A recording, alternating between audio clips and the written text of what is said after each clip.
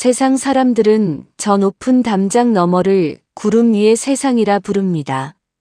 붉은 골룡포를 입은 임금과 비단옷을 휘감은 왕비 그리고 그들을 보필하는 수천 명의 사람이 사는 곳. 조선 팔도에서 가장 진귀한 산의 진미가 산처럼 쌓이고 최고의 비단이 물결치는 꿈의 직장 경복궁입니다. 하지만 달빛이 차갑게 내려앉은 새벽 그 화려한 정각의 그림자 아래에서 가쁜 숨을 몰아쉬는 이들에게 이곳은 그저 화려하게 장식된 거대한 감옥일 뿐이었습니다. 누군가에게는 권력의 정점이지만 누군가에게는 생존을 위한 처절한 일터가 되는 곳. 오늘은 그곳에서 엽전 몇 입과 쌀 한 자루를 얻기 위해 청춘과 자유, 때로는 인간의 존엄마저 저당 잡힌 채 살아갔던 이들의 진짜 이야기를 들려드릴까 합니다. 특히나 그들의 눈물과 웃음이 교차하던 날, 바로 월급날의 풍경을 중심으로 말이죠. 동이 트려면 아직 한참이나 남은 시각, 자욱한 새벽 안개를 뚫고 거친 숨소리가 들려옵니다. 궁궐의 가장 낮은 곳, 우물가에는 살을 애는 듯한 냉기가 감돌고 있습니다. 우리의 주인공, 무수리 덕이를 보십시오. 그녀는 드라마에 나오는 화려한 꽃봉오리 같은 나인이 아닙니다. 덕이는 퉁퉁 부어오른 손으로 얼음막이 낀 우물을 퍼올립니다. 물이 담긴 무거운 나무통이 어깨를 짓누를 때마다 낡은 무명 저고리 사이로 시린 바람이 파고듭니다. 그녀는 한 번 들어오면 죽어서야 나갈 수 있다는 구중궁궐의 꽃들과 달리 허리춤에 투박한 나무 추리패 하나를 달랑 차고 이 거대한 성벽을 드나드는 일용직 노동자였습니다. 그녀의 하루는 왕과 왕비가 아직 깊은 잠에 빠져 있을 때 그들의 새순물을 끓이고 수라상을 지을 물을 나르는 것으로 시작됩니다. 저 멀리 내전의 온돌방에서 궁녀들이 비단 이불을 덮고 단잠을 잘 때 무수리들은 젖은 치맛자락을 끌며 수십 번 우물과 부엌을 오가야만 했습니다. 이 고단한 노동의 대가는 월말에 주어질 쌀 몇 말. 그것은 집에 두고 온 어린 자식들의 생명줄이자 병든 남편의 약값이었습니다.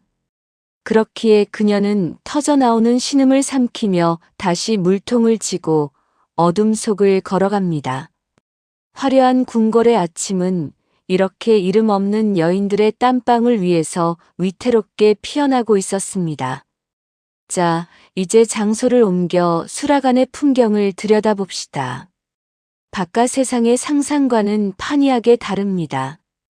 곱게 단장한 궁녀들이 옹기종기 모여 앉아 전을 부치는 평화로운 모습? 천만의 말씀입니다. 그곳은 차라리 전쟁터였습니다. 거대한 아궁이에서 붉은 불길이 맹수처럼 솟구쳐 오르면 그 앞을 지키는 것은 굵은 팔뚝의 땀방울이 흥건한 사내들이었습니다. 그들은 대령숙수라 불리는 조선 최고의 요리사들이었지요. 소 한 마리를 순식간에 해체하는 서슬 퍼런 칼날의 궤적 사람. 키만 한 솥뚜껑을 번쩍 들어올리는 괴력, 끓는 기름 앞에서 눈 하나 깜짝하지 않는 담력은 오직 사내들의 몫이었습니다. 불 올려라. 간 맞춰라. 시간 늦으면 우리 목이 날아간다. 숙수 영감의 호령에 수십 명의 요리사가 일사불란하게 움직입니다. 도마 위를 두드리는 칼질 소리는 마치 빗소리처럼 요란했고 솥에서 뿜어져 나오는 하얀 증기는 실내를 가득 메우며 시야를 가렸습니다. 밥 짓는 냄새, 고기 굽는 연기, 생선 비린내가 뒤섞인 그곳의 공기는 숨이 막힐 듯 뜨겁고 무거웠습니다. 궁녀들은 그저 완성된 음식을 그릇에 담거나 상을 차릴 뿐 맛의 뼈대를 세우고 불을 다스리는 진짜 권력은 이 거친 사내들의 손끝에 있었습니다. 임금의 밥상은 우아함이 아닌 이토록 치열한 육체 노동의 결정체였던 것입니다. 전쟁 같은 조리 시간이 끝나고 임금에게 올려졌던 수라상이 물려나오면 소주방에는 또 다른 묘한 긴장감이 감돌았습니다. 퇴선으로 돌아온 밥상 위에는 임금이 채 손도 대지 않은 기름진 갈비찜, 윤기가 흐르는 전복초, 갖은 나물들이 고스란히 남아 있었습니다. 이것은 단순한 음식 찌꺼기가 아니었습니다. 궁궐밖 백성들은 평생 구경조차 할 수 없는 진귀한 보물이었지요. 이 남은 음식을 처리하는 과정에는 엄격하면서도 비정한 위계 질서가 존재했습니다. 가장 맛있는 고기와 귀한 과일은 상궁들의 몫으로 돌아갔습니다. 그녀들은 익숙한 손놀림으로 알짜배기를 골라 자신의 처소로 보냈지요. 그 다음 서여린 나인들이 남은 반찬을 챙겼습니다. 그리고 마지막 뼈에 붙은 살점이나 식어버린 국물만이 덕이와 같은 무수리들의 차지였습니다. 하지만 그마저도 감지덕지였습니다. 덕이는 줄인 배를 움켜쥐고 구석에서 식은 밥덩이를 입안으로 밀어 넣었습니다. 차갑게 식어버린 고기 한 점에서도 왕의 권위가 느껴집니다. 누군가가 먹다 남긴 음식으로 배를 채우는 굴욕감보다는 당장 뱃속을 채우는 포만감이 더 절실한 순간이었습니다. 화려한 수라상의 이면에는 배고픈 아랫사람들의 탐욕스럽고도 서글픈 눈빛들이 얽혀 있었습니다.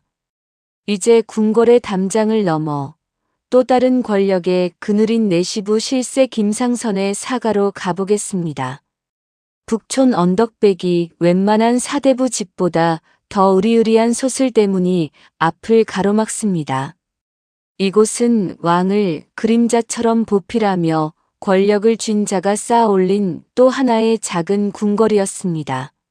하지만 이상하게도 그 화려함 속에서는 사람 사는 냄새 대신 서늘하고 메마른 공기만이 느껴졌습니다. 마치 주인의 채워지지 않는 결핍을 감추기 위해 더욱 화려하게 치장한 가면처럼 말이지요. 안채 마루에는 김상선의 부인, 정경 부인이 앉아 있습니다. 그녀는 궁궐의 상궁들보다 더 곱고 비싼 비단옷을 휘감고 있었지만 그 얼굴에는 묘한 수심이 깊게 드리워져 있었습니다. 남편은 며칠째 궁에서 당직을 서느라 집에 들어오지 않았고 넓은 안방을 지키는 것은 오직 그녀 혼자뿐이었지요. 사람들은 그녀를 보고 팔자를 고쳤다고 수군거렸습니다. 몰락한 양반가의 딸로 태어나 가난에 허덕이다가 권세가인 내시의 아내가 되어 호의호식하게 되었으니 말입니다. 하지만 덕이의 눈에 비친 그녀는 행복한 여인이 아니었습니다. 남편이 있어도 남편 구실을 하지 못하고 밤마다 독수 공방해야 하는 살아있는 과부. 비단옷은 그녀의 화려한 수에 같았고 으리으리한 기와집은 그녀를 가둔 화려한 감옥처럼 보였습니다. 그녀의 텅 빈 눈동자는 허공을 응시하고 있었는데 그 눈빛은 마치 차라리 거친 밥을 먹더라도 따뜻한 사내의 품이 그립다라고 말하는 듯 했습니다. 풍요 속에 감춰진 잔인한 결핍, 그것이 이 집안을 지탱하는 기둥이었습니다. 덕이는 문득 열린 장롱 틈새에서 기이한 물건을 목격합니다. 매끄럽게 다듬어진 나무 조각, 각신이라 불리는 물건이었습니다.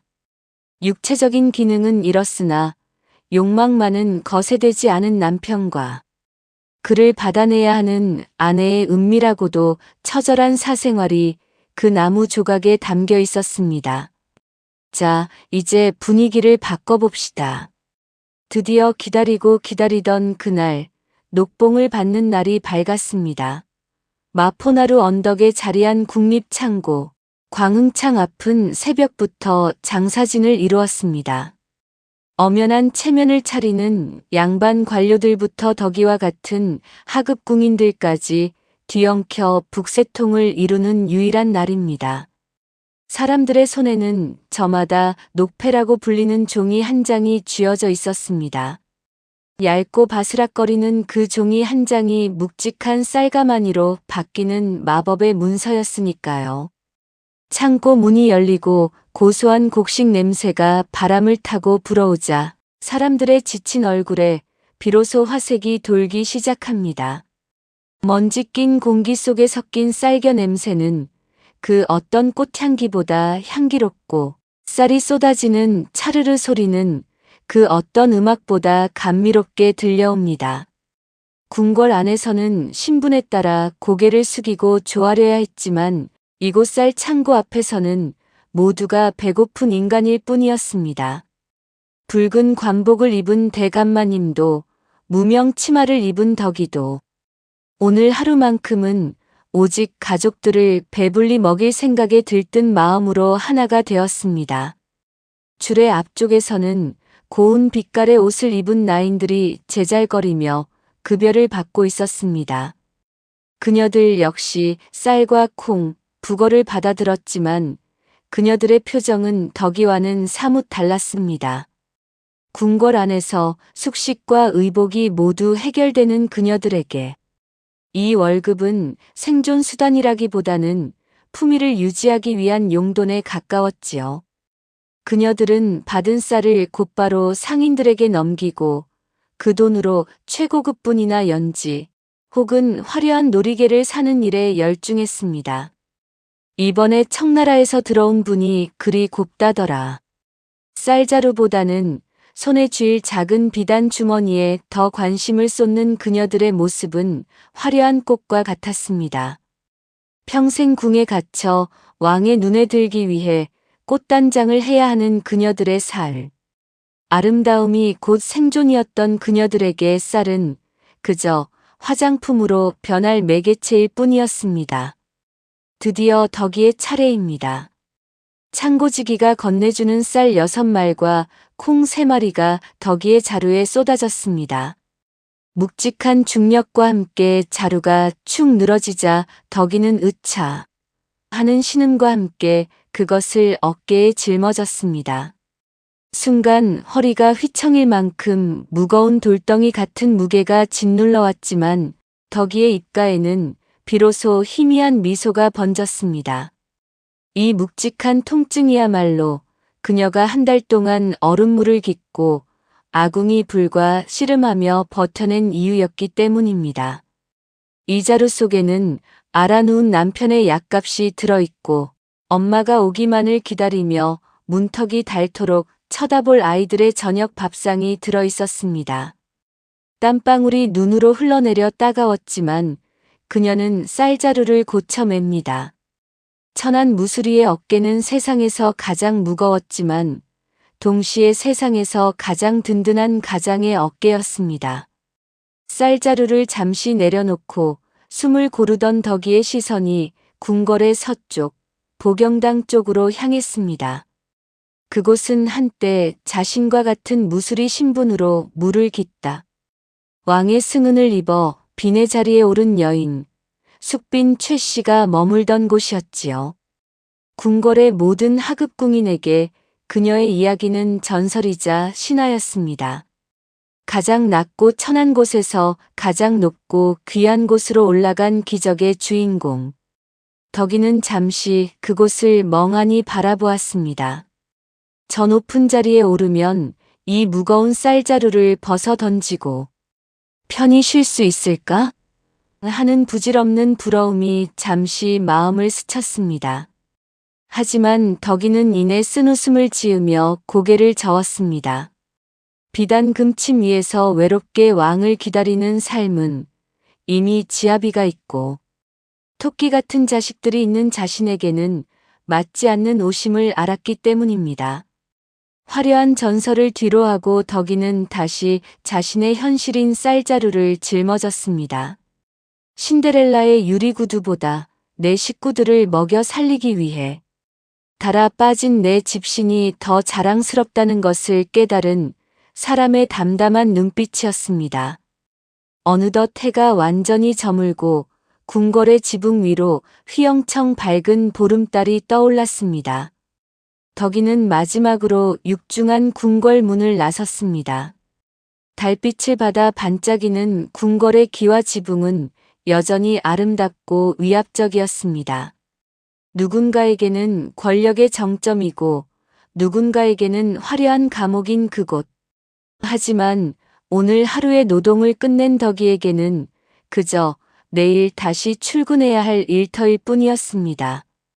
가자, 내 집으로. 덕이는 쌀자루를 꽉 쥐고 어둠 속의 집으로 발걸음을 재촉합니다. 비록 비단 이불도 없고 산의 진미도 없는 허름한 초가집이지만 그곳에는 그녀를 어머니라 부르며 반겨줄 아이들과 따뜻한 아랫목이 기다리고 있습니다. 왕이 사는 대궐보다 내 가족의 온기가 있고 갓 지은 밥 냄새를 맡을 수 있는 그 좁은 방이 덕이에게는 진정한 궁궐이었습니다. 달빛은 공평하게도 임금의 지붕 위에도 그리고 무수리의 쌀자루 위에도 똑같이 따스하게 내려앉고 있었습니다. 한양의 밤이 그렇게 깊어갑니다. 비록 수백 년이라는 긴 시간이 흘렀지만 가족을 위해 무거운 쌀자루를 짊어지고 묵묵히 집으로 향하는 덕이의 뒷모습은 오늘날 우리의 퇴근길과 참 많이 닮아 있습니다. 역사는 위대한 왕들의 기록이기도 하지만 이처럼 치열하게 하루하루를 버텨낸 평범한 사람들의 따뜻한 숨결이 모여 만들어진 것이 아닐까요? 오늘 이야기가 고단한 하루를 보낸 여러분의 마음에 잔잔한 위로가 되었기를 바랍니다.